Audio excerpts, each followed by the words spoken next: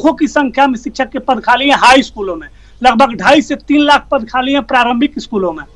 सारे पंचायतों में हाई स्कूल और +2 खोला गया है, सारे बिना शिक्षक के चल रहे हैं, प्रारंभिक विद्यालयों के शिक्षक वहां पढ़ा रहे हैं।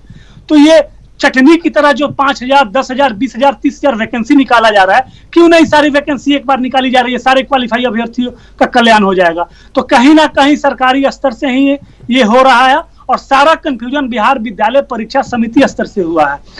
अगर इसमें 2011 वाले आते हैं, 2019 के मेरिट वाले, नॉन मेरिट वाले, सबका हो जाए तो अच्छा है। हम तो सरकार से मांग करेंगे कि सबकी बहाली कर दें, लेकिन नोटिफिकेशन का भी ख्याल रखा जाना चाहिए था।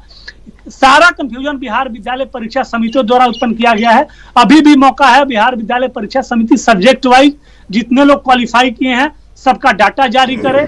और कब बिहार बोर्ड ने गलत किया था, उस समय गलत किया था जब वो 12 मार्च को रिजल्ट जारी करते हैं, तब गलत डाटा दिया था कि अभी गलत डाटा है। तो ये संजय जी जिस राठौर नाम के अभ्यर्थी से बात कर रहे हैं, उसका क्या मतलब है? उसे तो वो बरगला रहे हैं, कह सकते हैं कि फुसला रहे हैं कि तुम क्वालिफाई कर गए हो लेकिन मेरिट में नहीं हो, कोई बात नहीं है, हो जाएगा। आखिर इसका आधार क्या है, क्या समझ में आ रहा है?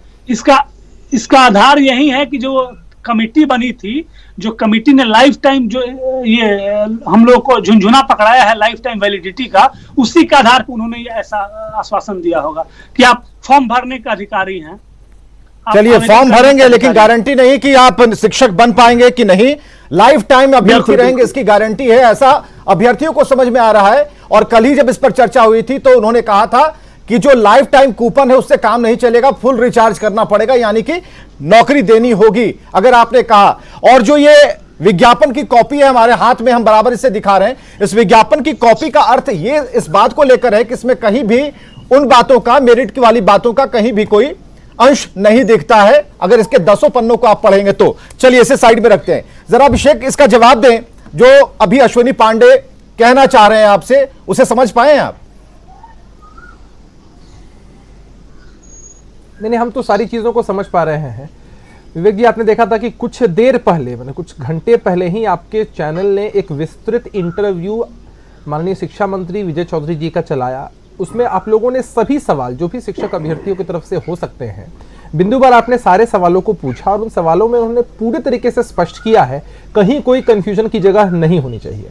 आपने अभी एक ऑडियो क्लिप भी चलाई जब विभाग की तरफ से यह कहा जा रहा है कि जो भी लोग पात्र हो चुके हैं, जिन लोगों ने भी परीक्षा क्वालिफाई कर ली है, अब तो नियोजन इकाइयों में जैसे जैसे रिक्तियां आएंगी, आप भी विज्ञापन दिखा रहे हैं, उनमें ये लोग अप्लाई करेंगे और अप्लाई करने के बाद वहां की मेरिट लिस्ट के हिसाब से उनकी नियुक्ति हो जाएगी। तो उसमें कंफ्यूजन कहां है? जब ये पात्रता परीक्षा है। ठीक है अश्विनी पांडे, अब जरा मैं मौन हो जाता हूं। अश्विनी पांडे, अभिषेक झा आपके पास है, हम आप दोनों को स्क्रीन पर ला रहे हैं, आप दोनों को स्क्रीन पर ला रहे हैं क्योंकि जरूरी है कि सरकार कंफ्यूजन में है या फिर अभ्यर्थी कंफ्यूजन में है। आप लोग जरा दूर कर लीजिए, थोड़ा वक्त हम आपको दे रहे हैं, स्क्रीन पर आइए दोनों। अभिषेक जी से एक अनुरोध है। अभिषेक जी से पिछले डिबेट में मैंने चर्चा किया था, शिक्षा मंत्री जी का अभी जो बाइट चला उसमें उन्होंने क्या कहा है कि आपको लाइफ टाइम की वैलिडिटी दी जाती है बशर्ते कि आपका उम्र बचा हो। 2011 से जो बहाली चल रहा है 2021 तक कंप्लीट नहीं हुआ, 1 दशक लग गया।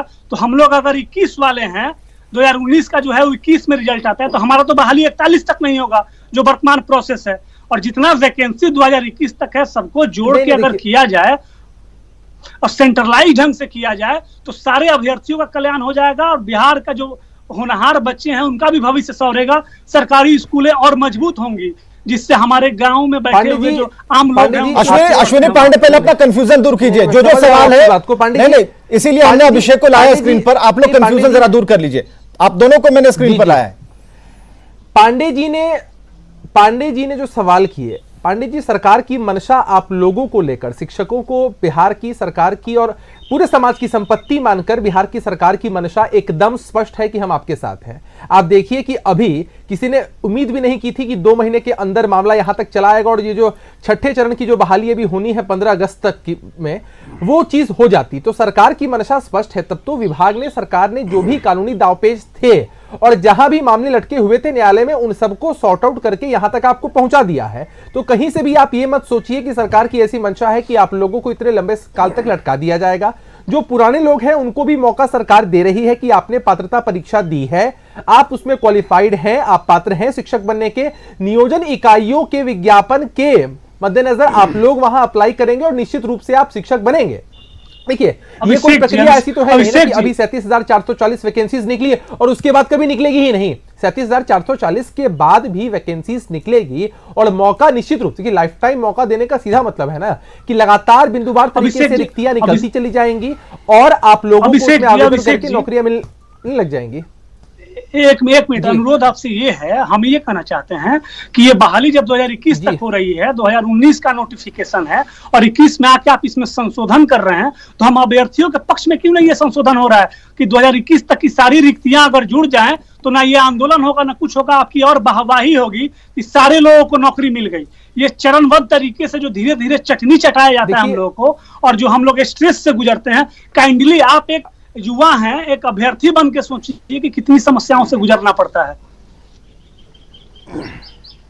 अश्विनी पांडे जी, देखिए, आप लोगों की जो संवेदना है भी चैनल पर चल भी रहा था कि आप लोगों के मन में ये कंफ्यूजन हुआ कि नियुक्तियां हो चुकी हैं, लोगों ने मिठाइयां बांट ली। मैं आपकी संवेदना को